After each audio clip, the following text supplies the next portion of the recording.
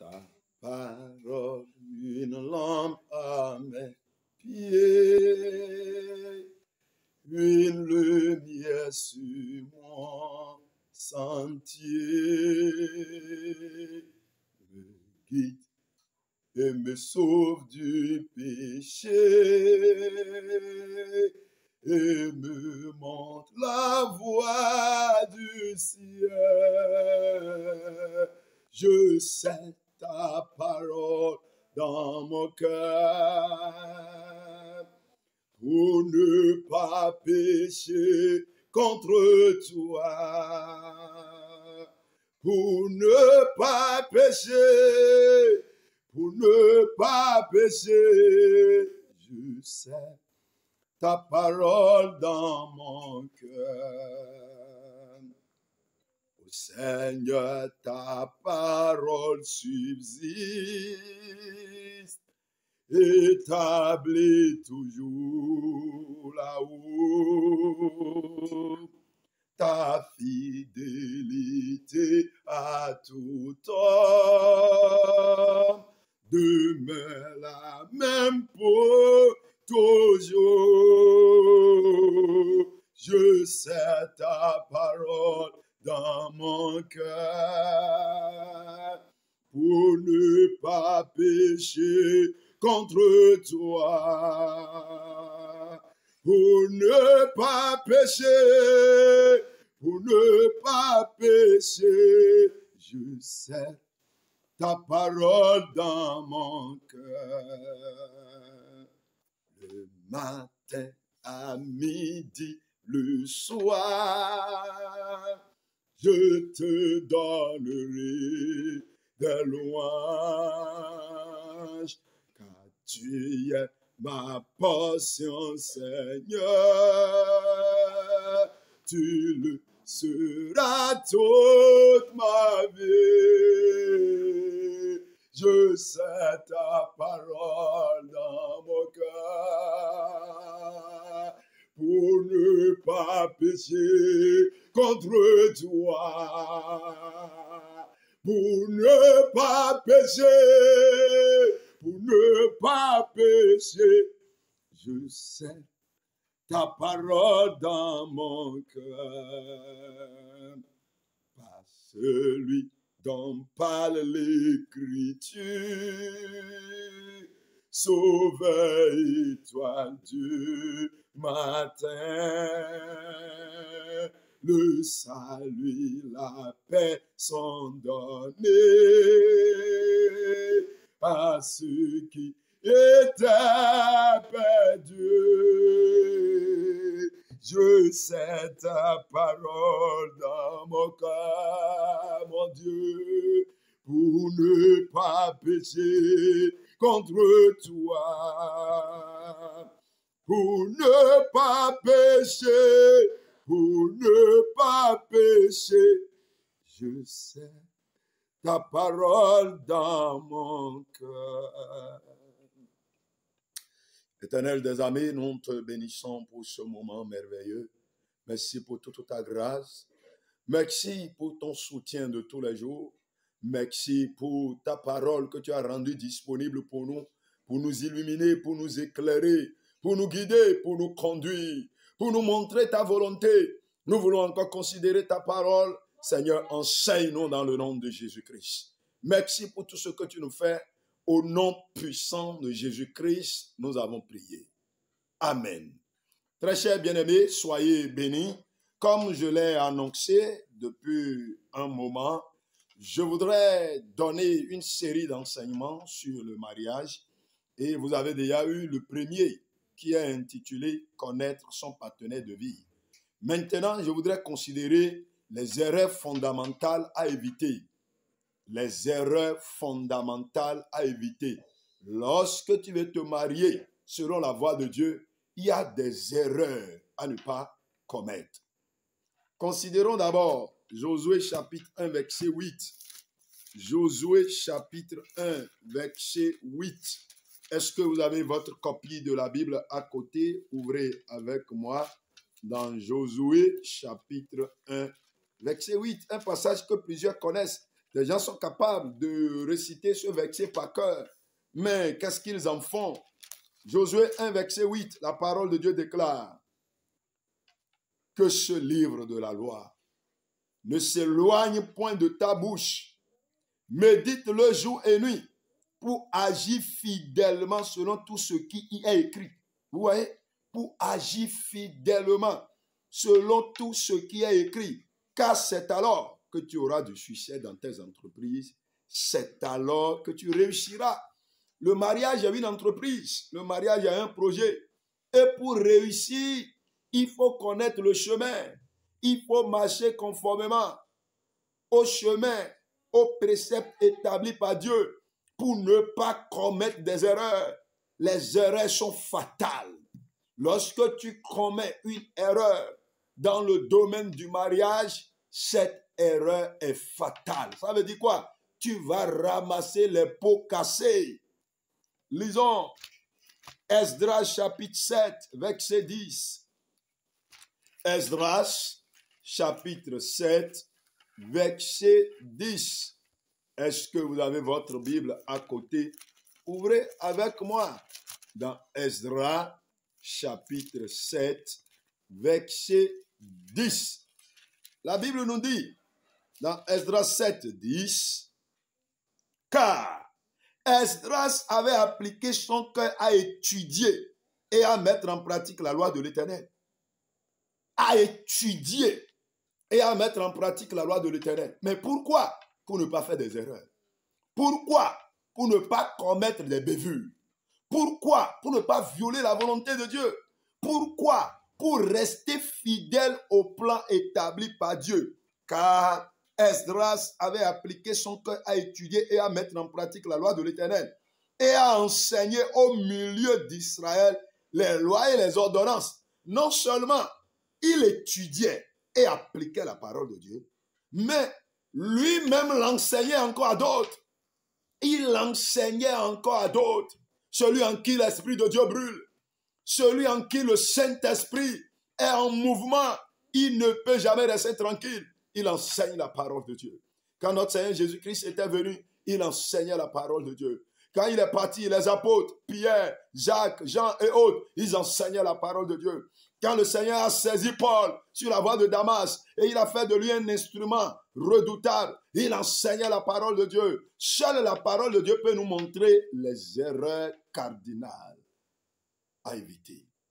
Les erreurs capitales à éviter. 5 erreurs. Je veux parler de ce moment de 5 erreurs. Premièrement, ne te précipite pas. Ne te précipite pas. Ecclésiaste chapitre 5, verset 2. Ecclésiaste, ouvrez votre Bible dans Ecclésiaste chapitre 5, verset 2. La Bible dit dans Ecclésiaste 5, verset 2, ça peut être au verset 1 chez certains. Ne te presse pas d'ouvrir la bouche et que ton cœur ne se hâte pas d'exprimer une parole devant Dieu. Vous voyez? Ne te presse pas. Ne te presse pas. Arrêtons-nous là. Ne te presse pas d'ouvrir la bouche et que ton cœur ne se hâte pas d'exprimer une parole devant Dieu. Dans le domaine du mariage, plusieurs ont commis l'erreur de la précipitation. Précipitation dans le choix, précipitation dans la réponse à donner, précipitation dans l'acceptation du partenaire, précipitation dans les pas, précipitation sans prière. Bien-aimés, pendant que nous prions pour le mariage, pendant que nous organisons des séances spéciales, des programmes spéciaux de jeûne et prière en matière du mariage, et que chacun est en train de chercher la face de Dieu, et Dieu a commencé par parler, Dieu a commencé par orienter, ne sois pas pressé, patiente-toi, va posément, selon le rythme de Dieu, et non selon ton propre rythme. Certains sont pressés à cause de l'âge, certains sont pressés parce que les émotions, les sentiments, les désirs les brûlent. Certains sont pressés à cause de la pression des parents. Certains sont pressés parce que les amis se moquent d'eux, les camarades, les collègues au service se moquent d'eux et ils sont pressés. Et dans cette précipitation, ils font le mauvais choix. Ils font le mauvais choix. Et comme ils sont pressés, le diable leur parle et ils pensent que c'est Dieu qui leur a parlé. Le diable leur donne de visions et ils pensent que c'est Dieu qui leur a donné de visions. Le diable leur donne de révélations et ils pensent que c'est Dieu qui leur a donné de révélations. Le diable parle dans leurs oreilles, dans leur cœur, dans leurs pensées. Le diable les tente et ils pensent que c'est Dieu. Et c'est après ils regrettent. Des démons viennent et leur parlent et ils pensent que c'est l'Esprit de Dieu. Bien-aimé, la précipitation ne marche pas avec le mariage. Pas de précipitation. Je répète, pas de précipitation. Deuxième erreur à éviter. Galates chapitre 5, verset 8. Ouvrez votre Bible. Dans Galates chapitre 5, verset 8. Est-ce que tu es en train d'ouvrir ta Bible? Galates 5, verset 8. Vous l'avez trouvé? Lisons ensemble. 1, 2, go. Cette influence ne vient pas de celui qui vous appelle. Lisons encore ensemble. Je n'ai pas entendu la voix où certains ne lisent pas. Ils pensent que, bon, comme c'est sur YouTube, mais un prédicateur, pourquoi tu nous dis de lire ensemble alors que tu ne vas pas entendre notre voix? Le Saint-Esprit entend ta voix. Le ciel entend ta voix. Dieu entend ta voix. Lisons ensemble. Je dis lisons ensemble. 1, 2, go. Cette influence ne vient pas de celui qui vous appelle. Ne te laisse pas influencer, ma soeur. Que les cadeaux ne t'influencent pas. Que les appels ne t'influencent pas. Que les messages ne t'influencent pas. Que la présence d'un parent ne t'influence pas. Ne te laisse pas influencer. La Bible dit, cette influence ne vient pas de celui qui vous appelle. Certains sont influencés par l'argent. Certains sont influencés par le véhicule. Parce que le frère qui est venu, le prétendu frère qui est venu dire, ah, j'ai prié, Dieu m'a orienté vers toi parce qu'il a de véhicule, parce qu'il a de maison, parce qu'il a un bon emploi. Au lieu d'aller prier pour recevoir une confirmation de la part de Dieu par rapport à ce témoignage que tu viens d'entendre, bien-aimé, tu te précipites et tu te laisses influencer. Ne te laisse pas influencer. Exode 23, verset 8. Exode 23, verset 8. Ouvre ta Bible, bien-aimé. Ne me regarde pas seulement. Ouvre ta Bible. La Bible n'est pas dans mes yeux. C'est la parole de Dieu. Tu as ta copie. Ouvre ta Bible. Exode 23, verset 8. Tu ne recevras point de présent, car les présents aveuglent ceux qui ont les yeux ouverts et corrompent les paroles des justes. Écoute encore. Car les présents, les pots de Yahoo, les mobile money, 2000 francs, 5000 francs, et tu es influencé. Un pain que quelqu'un t'envoie. Pourquoi tu reçois ces cadeaux-là? Des appels dans la nuit, à 23h, à 0h, à 1h, et tu dis que tu es en train de prier. Laisse-toi te diriger par Dieu et son esprit. Et non par les cadeaux, et non par les appels. Que les messages sur WhatsApp, sur Facebook, YouTube, Telegram, Instagram, que ces réseaux sociaux-là, par lesquels les gens viennent te séduire, ne t'influencent pas. Écoute encore. Tu ne recevras point de présent, car les présents aveugles. Bien-aimé, ma soeur, ne laisse pas ta vie dans les mains des cadeaux, des présents. Bien-aimé frère, qu'aucune beauté d'une soeur ne t'influence, que l'apparence, la corpulence, les seins, les fesses d'aucune soeur ne t'influence. Va prier. Va prier, je répète encore, va prier. Ne laisse personne ne t'influencer. Qu'aucun cadeau ne t'influence. Qu'aucun présent ne t'influence. Qu'aucun don ne t'influence. Écoutons, Deutéronome 16, 19. Deutéronome 16, verset 19.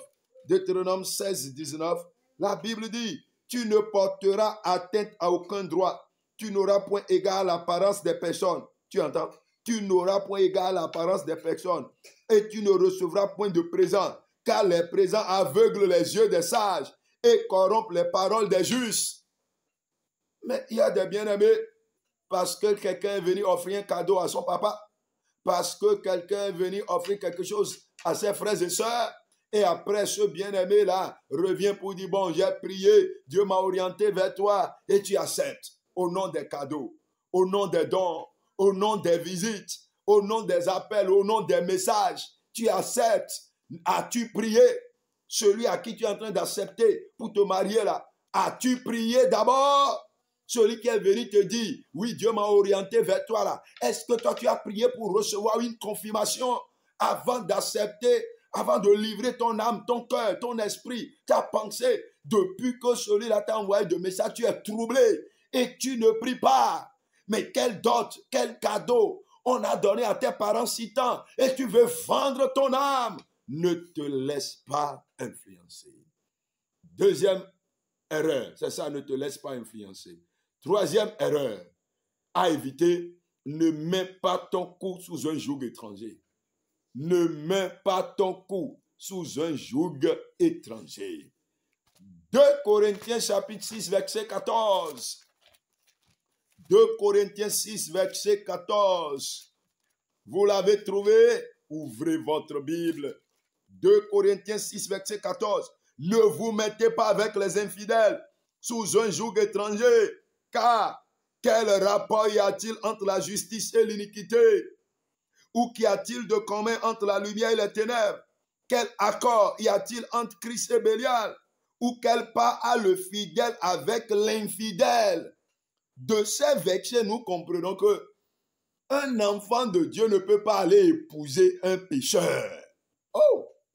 Comment une femme, une fille, un jeune homme, une jeune femme, enfant de Dieu, une jeune femme, enfant de Dieu, ira épouser un idolâtre, un musulman, un pécheur, un ivrogne, un adultère, un fornicateur, un bandit, un gaiman, un braqueur. Et tu dis que c'est la volonté de Dieu. Mais qu'est-ce qui t'aveugle? Retourne-toi, quitte son toit. Ou du moins, une femme qui va tomber sur deuxième, troisième, quatrième coépouse. Mais un enfant de Dieu, ne fait pas ça. Ça, c'est un joug étranger. Tu veux te tuer, tu vas mourir spirituellement et tu vas mourir physiquement. Tu vas pleurer toute ta vie.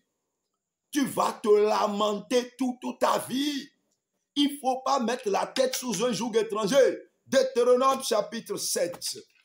Deutéronome chapitre 7.